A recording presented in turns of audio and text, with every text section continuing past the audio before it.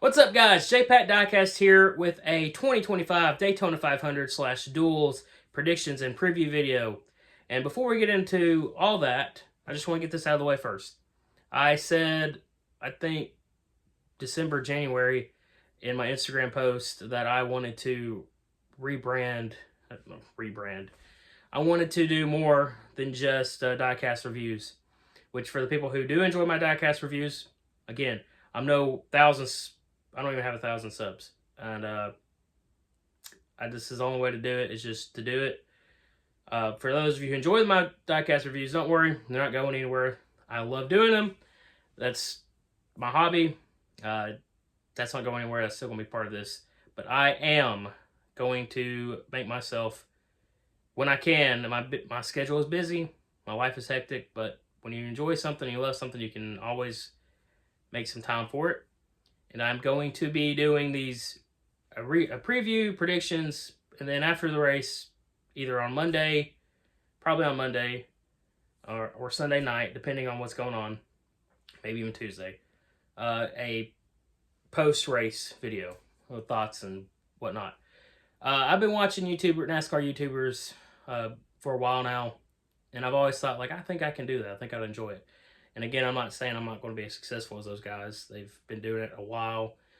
Some of them sponsor freaking race cars. I don't know if that's ever going to happen for me. Because right now I don't have an editing crew. I don't know how to edit. Right now this is just going to be me sitting in front of a camera talking about cars that go in circles.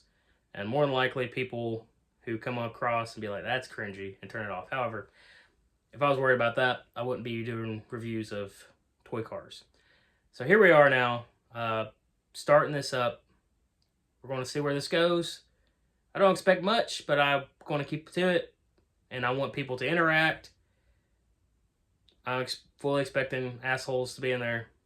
Forgive my language. I'm expecting that down the road. I've had that sometimes. But, yeah, I want to interact with y'all. I've made everything more concise just to kind of help with this process. Like, my Instagram used to be jpat_diecast2. I just made it jpat diecast to go along with my YouTube channel. And depending on how this goes, I'm probably going to re-download X and reactivate my account or make a new one. Just depends on how it goes. Okay, so now we got that out of the way. If you made it this far, I want to put something in there if you want to actually get to the actual talking about the racing. It's going to be about the 3-minute mark. So here we go. So first things first, we're going to get to the pole winner, who was, I almost said Austin Cindric. He's on the front row.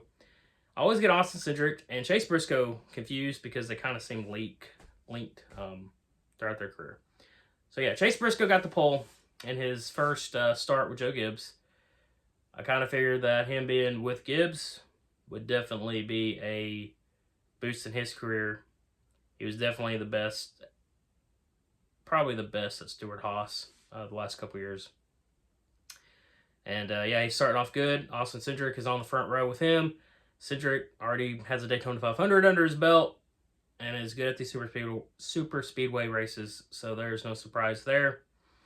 Tonight we got the duels at 7 o'clock Eastern time, I believe. And we got some notable drivers who did not qualify on time. We got some that did. The ones that did was this Mark Truex Jr. and Jimmy Johnson.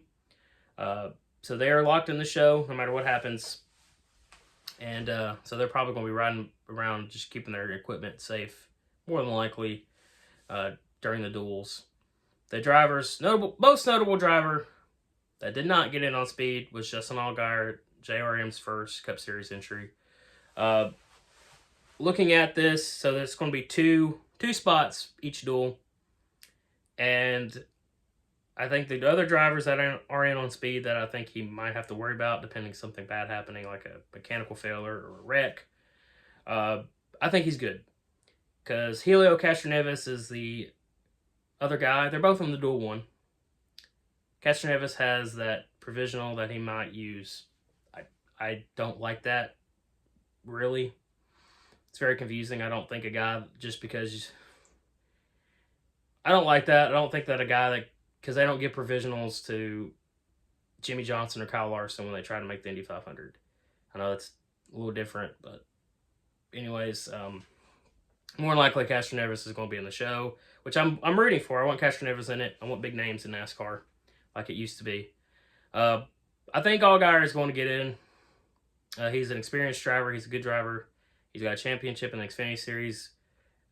JRM, I'm pretty sure they're going to get that car dialed in. I'm not too worried about him not making the show. I want him to. I'm really, being a junior fan, I'm rooting for that team. I'm rooting for Allgaier. I'm an Allgaier fan. That's my underdog. That would be my perfect winner. We'll get to the winner of the 500 in a second, but that would be awesome. Of course, I've been following Dale Jr. Been a Dale Jr. fan since 2001, and seeing him be a car owner in the Cup Series is something I've been rooting for a long time, and something he's very passionate about. And Justin is the guy who I'm glad is behind the wheel of the car. So I'm excited for that. Other drivers that I think need to make it in, I believe it will be LaJoy. I think has to make it in on speed or in the duels, and some other drivers. But yeah, I don't think it's going to be too hard. Like I said, anything can happen. Him and Castroneves have to finish good, and they both have the best rides. They are on the same duel. So, and looking at the lineup for the duel 1, it's kind of funny. It looks like it's more of your safer drivers. Like in duel 1, we have Briscoe, Priest, Berry, Dillon. A lot of people probably laughing about Dillon. Bush, Elliott, McDowell, Allmendinger, Stenhouse Jr., guys like that, Gibbs, Reddick. Yep. So this lineup looks a lot safer. So, and the duels are boring. They have been for the last 5 or 6 years, man. Everyone just pretty strange for the most part. We don't have 45, 46 cars, trying to make a 43 card field anymore. So the duels are not as exciting. I don't know why we don't have 43 cars anymore. I understand why more people don't try because of the damn charters and whatnot. So, yeah, the duels are not very interesting. They can be sometimes. It's a mixed bag. It can either be the most interesting race or it can just be a freight train around the track. So, we'll see what happens there. Duel 2, Austin Sugar's going to be starting second. The lineup with that is going to be, you got Hamlin. You got all the dangerous drivers in that group. So I would say that there's more likely that there's wrecks in that one. Because you got Hamlin, Logano, Larson, Bell. Yeah.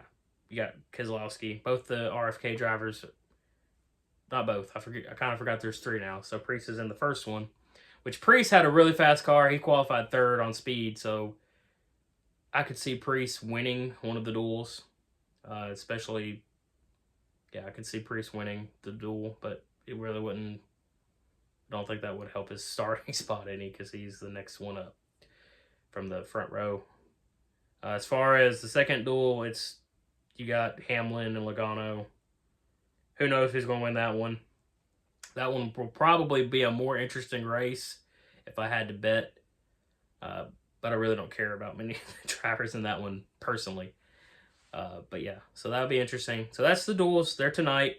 And there's 2 spots each. I'm not sure. Can't read my handwriting, to be honest with you. I was really only focused on, I think most people are only focused on Allgaier and Castroneves. There's other drivers that are going to have to race in. But like I said, 2 spots. So there will be a little bit more of a race to make the show in the second duel race.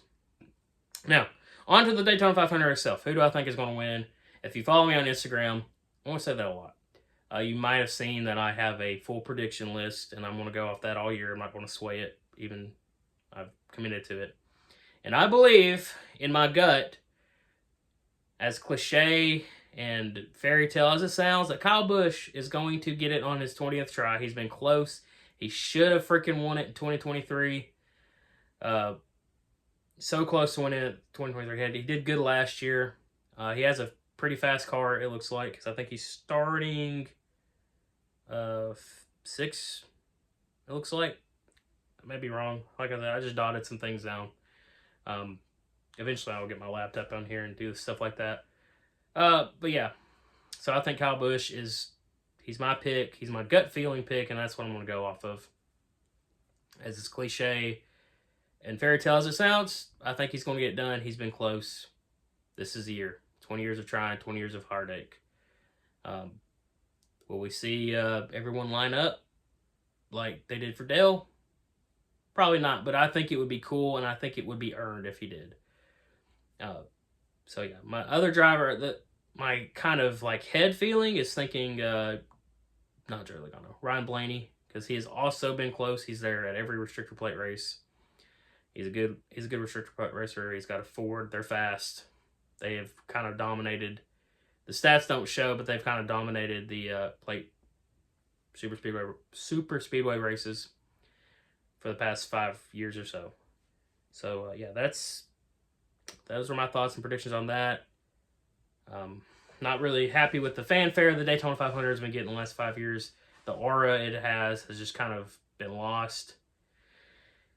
To me, it's still the big deal. And there's even drivers like Kyle Larson, Noah Gragson, who are like, yeah, I'd rather win the Chili Bowl, which I get the Chili Bowl is a big deal. It's a big race. But if you're a stock car driver and you're at the Cup Series level and you're like, you would rather win the Chili Bowl, it kind of doesn't sit well with me.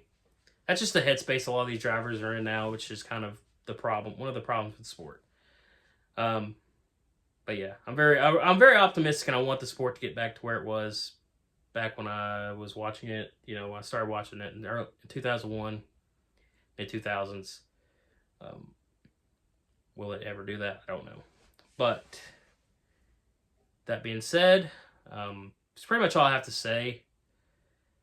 I'm excited for this season, and we'll see how I feel 36 weeks from now, or roughly 36, like 38 or something weeks from now, when someone has only won 2 races in the season and wins the championship.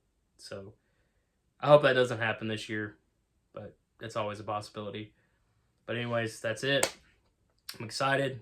I'm going to continue doing this. We will have a post-race video, either more than likely Monday. So we'll see how well this ages. If you have made it this far, thank you for watching. I know finding someone to watch like this, especially in this kind of environment without any music or anything, without any editing, gets kind of cringy to watch. But if you are here, let's do the journey. Let's get to... I do want to be ambitious, and I want to get to a point. That is what I want to do. I want to get to a point where I am a NASCAR YouTuber. That's a long ways to go. I don't expect it to happen soon. I'm going to have to put some work into it. I want to learn how to edit videos and get better at this. But I do know the sport, so I think my opinions and thoughts are valid. But yeah, that's it. So thanks for watching. I hope you have a great day or night, wherever it may be, and we'll see you on the next one, guys. Peace out.